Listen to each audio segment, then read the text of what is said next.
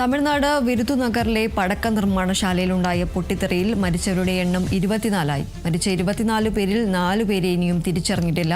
സംഭവത്തിൽ പടക്ക നിർമ്മാണശാല ഉടമകൾക്കെതിരെ കേസെടുത്തു. വിവരങ്ങളുമായി രാജേഷ് ശ്രീനിവാസൻ ചേരുന്നു. രാജേഷ്, മരണസംഖ്യ വീണ്ടും ഉയരുകയാണ്. 24 പേരുടെ മരണമാണ് ഇപ്പോൾ സ്ഥിരീകരിച്ചിരിക്കുന്നത്. ഇതിൽ 4 പേരെ തിരിച്ചറിഞ്ഞിട്ടില്ല. എന്തൊക്കെയാണ് മറ്റു വിവരങ്ങൾ?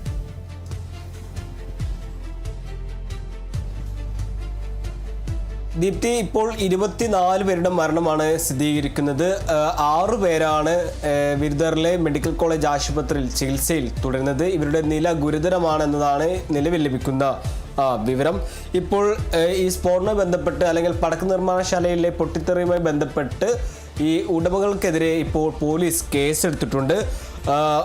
പടക്ക നിർമ്മാണ ശാലയുടെ ഉടമയായിട്ടുള്ള മുത്തുമാണിക്യം, ഈശ്വരി എന്ന 2 പേർക്ക്, ഈ ഉടമകൾക്കെതിരെയാണ് ഇപ്പോൾ വച്ചക്കാരക്കപ്പട്ടി എന്ന പോലീസ് സ്റ്റേഷനിൽ കേസെടുത്തിട്ടുള്ളത്. മതിയായ സുരക്ഷ പാലിച്ചില്ല തുടങ്ങിയ വകുപ്പുകൾ ചുമത്തി 4 വകുപ്പുകൾ ചുമത്തിയാണ് പോലീസ് പ്രതികൾക്കെതിരെ, ഈ ഉടമകൾക്കെതിരെ കേസെടുത്തിട്ടുള്ളത്. ഈ കഴിഞ്ഞ ദിവസം വൈകിട്ടോടെയായിരുന്നു ഇതുപോലൊരു അപകടം ഉണ്ടായത്. വിരുദുനഗറിലെ കട്ടനാർപട്ടിയിൽ പ്രവർത്തിക്കുന്ന വനിജ ഫയർ വർക്ക്സ് എന്ന പടക്ക നിർമ്മാണശാലയിലായിരുന്നു പൊട്ടിത്തെറി ഉണ്ടായത്. ഈ സ്ഫോടനത്തിന്റെ പ്രകമ്പനം 10 കിലോമീറ്ററിലധികം അനുഭവപ്പെട്ടു എന്നാണ് ദൃക്സാക്ഷികൾ റിപ്പോർട്ട് പറയുന്ന പ്രധാനപ്പെട്ട കാര്യം. തുടർന്ന് ശിവകാശി, സാത്തൂർ, വിരുദുനഗർ എന്നിവിടങ്ങളിലെത്തിയ അഗ്നിരക്ഷാ സേനയാണ് തീ അണയ്ക്കുകയും ഈ മരിച്ചവരുടെ മൃതദേഹം കണ്ടെടുത്തത്.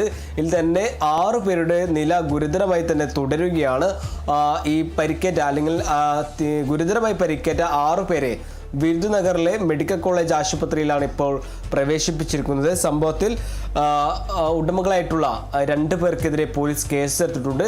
ഇന്ന് വിദഗ്ധ സംഘം സ്ഥലം പരിശോധിക്കാൻ പോവുകയാണ്. അതിനുശേഷമായിരിക്കും ഈ അപകടത്തിന് കാരണം എന്തെന്ന് കണ്ടെത്തുക. അതേസമയം തന്നെ വിശദമായ അന്വേഷണത്തിന് പോലീസ് ഒരുങ്ങുകയാണ്. ഞായറാഴ്ച സാധാരണയായി പടക്ക നിർമ്മാണശാലകൾ പ്രവർത്തിക്കാറില്ല. അതേസമയം തന്നെ ഈ തമിഴ്നാട്ടിലെ തെരഞ്ഞെടുപ്പുമായി ബന്ധപ്പെട്ട് ഈ ഞായറാഴ്ച പടക്ക നിർമ്മാണശാലയ്ക്ക് പ്രവർത്തിക്കാൻ ഈ പ്രാദേശിക ഭരണകൂടം അനുമതി നൽകിയോ തുടങ്ങിയ കാര്യങ്ങളായിരിക്കും പോലീസ് അന്വേഷിക്കുക. എന്തായാലും ഇപ്പോൾ മരണസംഖ്യ 24ആയി ഉയരുന്നു എന്നതാണ്. 6 പേരുടെ നിലയാണ് ഇപ്പോൾ ഗുരുതരമായി തന്നെ തുടരുന്നത്. എന്നാലും സംഭവത്തിൽ ഇപ്പോൾ ഉടമകൾക്കെതിരെ പോലീസ് കേസെടുത്തിട്ടുണ്ട്. വിരുദുനഗറിലെ പ്രധാനപ്പെട്ട പടക്ക നിർമ്മാണശാലയായിട്ടുള്ള അല്ലെങ്കിൽ മേഖലയിലെ പ്രധാനപ്പെട്ട പടക്ക നിർമ്മാണശാലയായിട്ടുള്ള വനജ ഫയർ വർക്കേഴ്സ് എന്ന സ്ഥാപനത്തിലെ പൊട്ടിത്തെറിയിൽ ഇപ്പോൾ മരണസംഖ്യ 24ആയി എന്നതാണ് സ്ഥിരീകരിക്കുന്ന പ്രധാനപ്പെട്ട ഒരു വിവരം. ദീപ്തി, ശരി. വിരുദുനഗറിലെ പടക്ക നിർമ്മാണശാലയിലുണ്ടായ പൊട്ടിത്തെറിയിലാണ് ഇപ്പോൾ മരിച്ചവരുടെ എണ്ണം 24ആയി ഉയർന്നിരിക്കുന്നത്. മരിച്ച 24 പേരിൽ 4 പേര് ഇനിയും തിരിച്ചറിഞ്ഞിട്ടില്ല. ഈ സംഭവത്തിൽ എന്തായാലും പടക്ക നിർമ്മാണശാല ഉടമകൾക്കെതിരെ കേസെടുത്തിട്ടുണ്ട്. ഇന്നലെയാണ് ഈ ഒരു പടക്ക നിർമ്മാണശാലയിൽ തീപിടുത്തമുണ്ടായത്. 10 കിലോമീറ്റർ അകലെ വരെ ഈ ഒരു പൊട്ടിത്തെറിയുടെ പ്രകമ്പനം ഉണ്ടായതാണ് പുറത്തുവരുന്ന വിവരങ്ങൾ. എന്തായാലും മരണസംഖ്യ ഉയരുകയാണ്. 24 പേരുടെ മരണമാണ് ഇപ്പോൾ സ്ഥിരീകരിച്ചിരിക്കുന്നത്. ഇതിൽ 4 പേരെ ഇതുവരെ തിരിച്ചറിഞ്ഞിട്ടില്ല. സംഭവത്തിൽ എന്തായാലും പടക്ക നിർമ്മാണശാല ഉടമകൾക്കെതിരെ കേസെടുത്തിട്ടുണ്ട്. രാജേഷ് ശ്രീനിവാസനാണ് വിവരങ്ങൾ നൽകിയത്.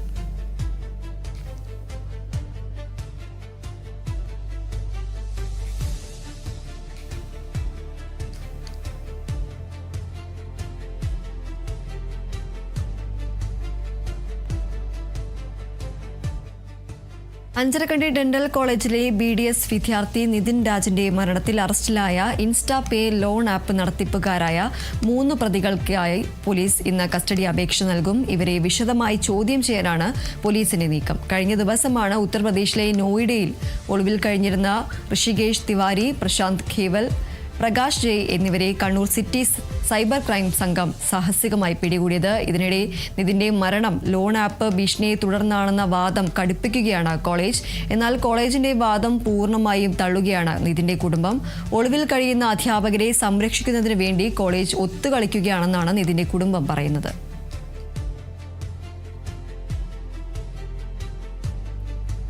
അഞ്ചരക്കണ്ടി ഡെന്റൽ കോളേജിലെ BDS വിദ്യാർത്ഥിയായ നിതിൻ രാജിന്റെ മരണത്തിൽ അറസ്റ്റിലായ ഇൻസ്റ്റാ പേ ലോൺ ആപ്പ് നടത്തിപ്പുകാരായ 3 പ്രതികൾക്കായി ഇന്ന് പോലീസ് കസ്റ്റഡി അപേക്ഷ നൽകും. ഇവരെ വിശദമായി ചോദ്യം ചെയ്യേണ്ടതുണ്ട് എന്നതാണ് പോലീസ് പറയുന്നത്. കഴിഞ്ഞ ദിവസമാണ് നോയിഡയിൽ നിന്നും ഒളിവിൽ കഴിഞ്ഞിരുന്ന ഋഷികേഷ് തിവാരി, പ്രശാന്ത് ഖേവൽ, പ്രകാശ് ജയ് എന്നിവരെ Kannur city cyber crime police സംഘം പിടികൂടിയത്. ഇതിനിടെ നിതിന്റെ മരണം ലോൺ ആപ്പ് ഭീഷണിയെ തുടർന്നെന്ന വാദത്തിൽ തന്നെ കോളേജ് അധികൃതർ ഉറച്ചു നിൽക്കുകയാണ്. എന്നാൽ കോളേജിന്റെ വാദം പൂർണ്ണമായും നിതിന്റെ കുടുംബം തള്ളുകയാണ്. ഒളിവിൽ കഴിയുന്ന അധ്യാപകരായ ഡോക്ടർ റാം ഉൾപ്പെടെയുള്ളവരെ സംരക്ഷിക്കുന്നതിന് വേണ്ടി കോളേജ് ഒത്തുകളിക്കുകയാണ് എന്നതാണ് നിതിന്റെ കുടുംബം ആരോപിക്കുന്നത്. ഏതായാലും ഈ ഒരു സംഭവത്തിൽ ഇൻസ്റ്റാ പേ ലോൺ ആപ്പിലെ പ്രതികൾക്കായി പോലീസ് ഇന്ന് കസ്റ്റഡി അപേക്ഷ നൽകും.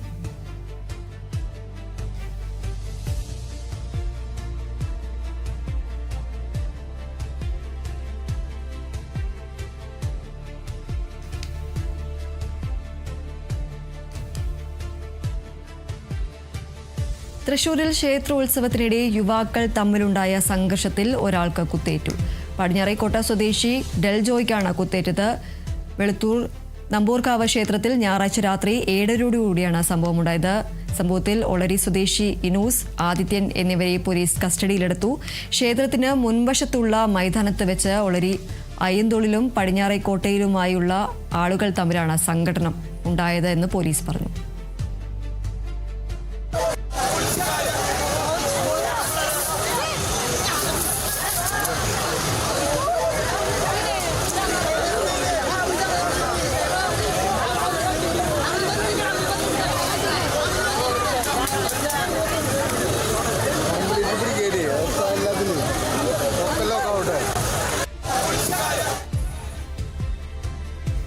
തൃശൂരിൽ ക്ഷേത്രോത്സവത്തിനിടെ ആണ് യുവാക്കൾ തമ്മിൽ സംഘർഷമുണ്ടായത്. ഇതിൽ ഒരാൾക്ക് കുത്തേറ്റിട്ടുണ്ട്. പടിഞ്ഞാറേക്കോട്ട സ്വദേശിയായ ഡെൽജോയ്ക്കാണ് കുത്തേറ്റത്. വെളുത്തൂർ നമ്പോർക്കാവ് ക്ഷേത്രത്തിൽ ഞായറാഴ്ച രാത്രിയാണ് ഈ ഒരു സംഭവം ഉണ്ടായത്. സംഭവത്തിൽ ഒളരി സ്വദേശി ഇനൂസ്, ആദിത്യൻ എന്നിവരെ പോലീസ് കസ്റ്റഡിയിലെടുത്തിട്ടുണ്ട്. ക്ഷേത്രത്തിന് മുൻവശത്തുള്ള മൈതാനത്ത് വെച്ച് ഒളരി അയ്യന്തോളിലും പടിഞ്ഞാറേക്കോട്ടയിലുമുള്ള ആളുകൾ തമ്മിലാണ് സംഘർഷമുണ്ടായത് എന്നതാണ് പോലീസ് പറയുന്നത്.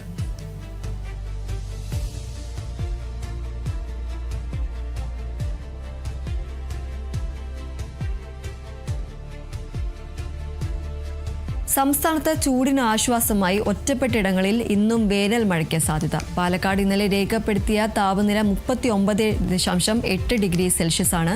ചൂട് കനക്കുമെന്ന സാഹചര്യത്തിൽ പാലക്കാട് വിദ്യാഭ്യാസ സ്ഥാപനങ്ങളിൽ ഇന്നു മുതൽ ഓൺലൈൻ ക്ലാസുകൾ മാത്രമായിരിക്കും ഉണ്ടാവുക. ഏപ്രിൽ അവസാനത്തെ ആഴ്ചയോടുകൂടി വേനൽ മഴ ശക്തമാകും എന്നതാണ് പ്രതീക്ഷിക്കുന്നത്. വൈദ്യുതി ഉപഭോഗം കുതിച്ചതോടെ പവർ എക്സ്ചേഞ്ചിൽ നിന്നും ഒരു മാസത്തേക്ക് 250 മെഗാവാട്ട് വൈദ്യുതി വാങ്ങാൻ റെഗുലേറ്ററി കമ്മീഷനോട് KSEB അനുമതി തേടിയിട്ടുണ്ട്. അനുമതി കിട്ടിയാൽ വൈദ്യുതി നിയന്ത്രണം ഒഴിവാക്കാം എന്നതാണ് KSEBയുടെ കണക്കുകൂട്ടൽ.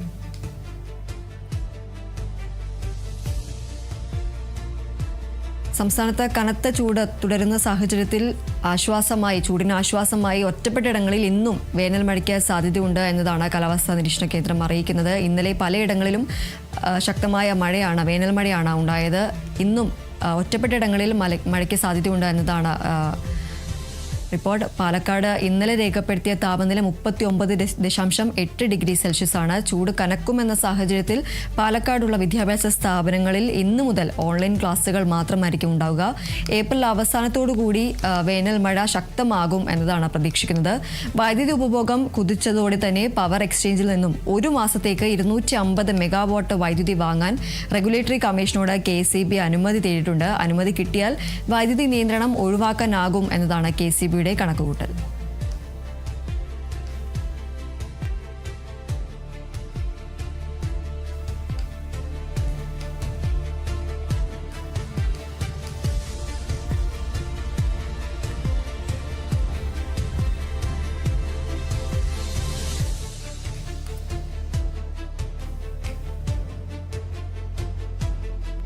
യുദ്ധത്തെ തുടർന്ന് നിർത്തിവെച്ചിരുന്ന ഇറാനിലെ അന്താരാഷ്ട്ര വിമാന സർവീസുകൾ ഇന്നു മുതൽ പുനരാരംഭിക്കും.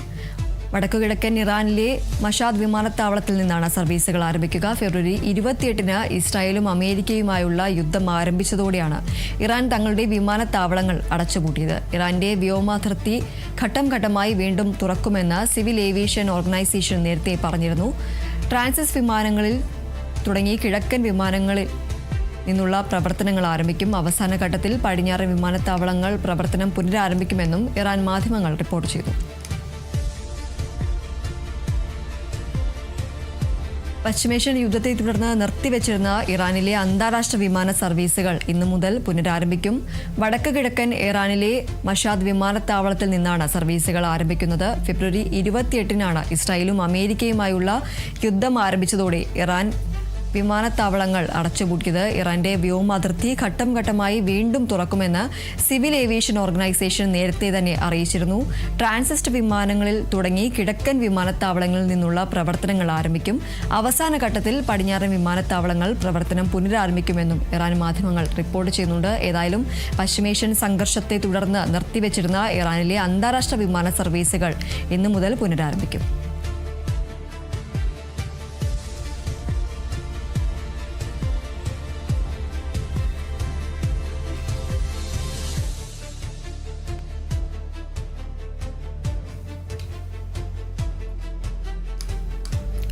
ഇറാൻ സർക്കാരിനു വേണ്ടി ആയുധ ഇടപാടുകൾ നടത്തിയെന്ന കേസിൽ യുവതിയെ അറസ്റ്റ് ചെയ്തു. അമേരിക്കയിൽ സ്ഥിര താമസക്കാരിയും ഇറാൻ വംശജയുമായ ഷമീം മാഫിയാണ് ലോസ് ഏഞ്ചൽസ് അന്താരാഷ്ട്ര വിമാനത്താവളത്തിൽ വെച്ച് അറസ്റ്റ് ചെയ്തത്. യുവതി നടത്തിയ ഇടപാടുകളിൽ സായുധ ഡ്രോണുകൾ, ബോംബ് ഫ്യൂസുകൾ, സുഡാനിലെ ആഭ്യന്തര യുദ്ധത്തിലേക്ക് അയച്ച ആയുധ ശേഖരം എന്നിവ ഉൾപ്പെട്ടതായി ന്യൂയോർക്ക് ടൈംസ് റിപ്പോർട്ട് ചെയ്തു. 2022 ഡിസംബർ മുതൽ 2025 ജൂൺ വരെ ഇറാനിയൻ രഹസ്യാന്വേഷണ സുരക്ഷാ മന്ത്രാലയവുമായി ഷമീം മാഫിക്ക് നേരിട്ട് ബന്ധമുള്ളതായാണ് റിപ്പോർട്ട്.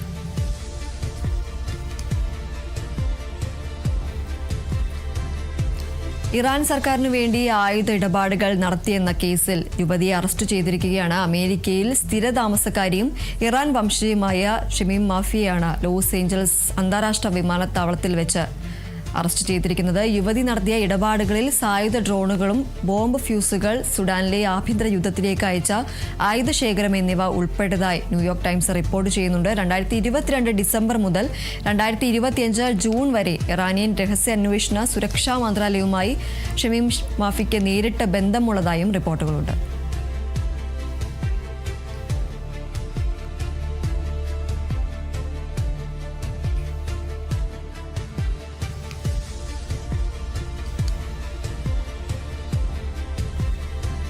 തിരുവനന്തപുരത്ത് വീടിനുള്ളിലെ ഗ്യാസ് സിലിണ്ടർ പൊട്ടിത്തെറിച്ച അപകടം.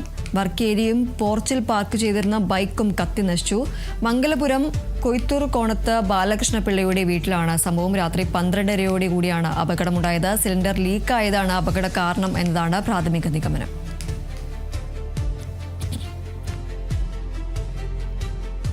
തിരുവനന്തപുരത്താണ് വീടിനുള്ളിലെ ഗ്യാസ് സിലിണ്ടർ പൊട്ടിത്തെറിച്ച അപകടമുണ്ടായത്. വർക്കേരിയും പോർച്ചിൽ പാർക്ക് ചെയ്തിരുന്ന ബൈക്കും അടക്കം കത്തി നശിച്ചിട്ടുണ്ട്.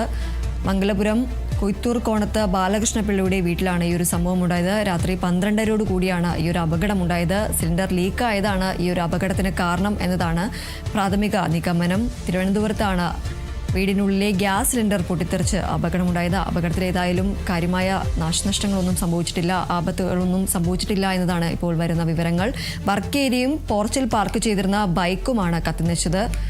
മംഗലപുരം കൊയ്ത്തൂർ കോണത്ത് ബാലകൃഷ്ണപിള്ളയുടെ വീട്ടിലാണ് ഈ ഒരു സംഭവം ഉണ്ടായത്. രാത്രി 12:30 കൂടിയാണ് ഈ ഒരു അപകടമുണ്ടായത്.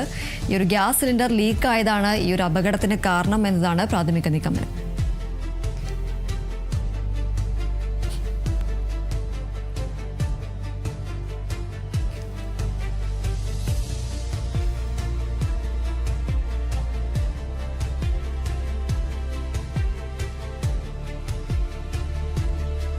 മൂവാറ്റുപുഴ ആവോലിപ്പുഴയിൽ കുളിക്കാനിറങ്ങി ഒഴുക്കിൽപ്പെട്ട് കാണാതായ വിദ്യാർത്ഥിയെ കണ്ടെത്തി. മഴക്കുളം സ്വദേശി അശ്വിന്റെ മൃതദേഹമാണ് കണ്ടെത്തിയത്. പരിക്കപീടിക സ്വദേശി ക്രിസിനായി തെരച്ചിൽ തുടരുന്നു. ഇന്നലെയാണ് മൂവാറ്റുപുഴ ആവോലി പഞ്ചായത്തിലെ വള്ളിക്കടവിൽ വെച്ച് ഇരുവരും ഒഴുക്കിൽപ്പെട്ടത്. 2 പേരും +2 വിദ്യാർത്ഥികളാണ്.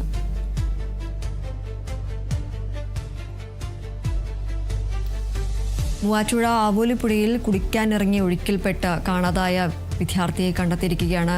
വിദ്യാർത്ഥിയുടെ മൃതദേഹം കണ്ടെത്തി. വാഴക്കുളം സ്വദേശിയായ അശ്വിന്റെ മൃതദേഹമാണ് കണ്ടെത്തിയത്. പരിക്ക് പീടിക സ്വദേശിയായ ക്രിസിനായി തെരച്ചിൽ തുടരുകയാണ്. ഇന്നലെയാണ് മൂവാറ്റുപുഴ ആവൂലി പഞ്ചായത്തിലെ വള്ളിക്കടവിൽ വെച്ച് ഇരുവരും ഒഴുക്കിൽപ്പെടുന്നത്. രണ്ടുപേരും +2 വിദ്യാർത്ഥികളാണ്. ഇതിൽ ഒരാളുടെ മൃതദേഹം കണ്ടെത്തിയിട്ടുണ്ട്. വാഴക്കുളം സ്വദേശിയായ അശ്വിന്റെ മൃതദേഹമാണ് കണ്ടെത്തിയത്. പരിക്ക് പീടിക സ്വദേശിയായ ക്രിസിനായി തെരച്ചിൽ തുടരുകയാണ്. ഇന്നലെയാണ് ഈ ഒരു സംഭവം ഉണ്ടായത്. മൂവാറ്റുപുഴ ആവൂലി പഞ്ചായത്തിൽ വള്ളിക്കടവിൽ വെച്ച് ഇരുവരും ഒഴുക്കിൽപ്പെടുകയായിരുന്നു. കുളിക്കാനിറങ്ങിയ രണ്ടുപേരാണ് ഒഴുക്കിൽപ്പെട്ടത്. +2 വിദ്യാർത്ഥികളെയാണ് കാണാതായത്. ഇതിൽ ഒരു വിദ്യാർത്ഥിയുടെ മൃതദേഹമാണ് കണ്ടെത്തിയത്. വാഴക്കുളം സ്വദേശിയായ അശ്വിന്റെ മൃതദേഹമാണ് കണ്ടെത്തിയത്.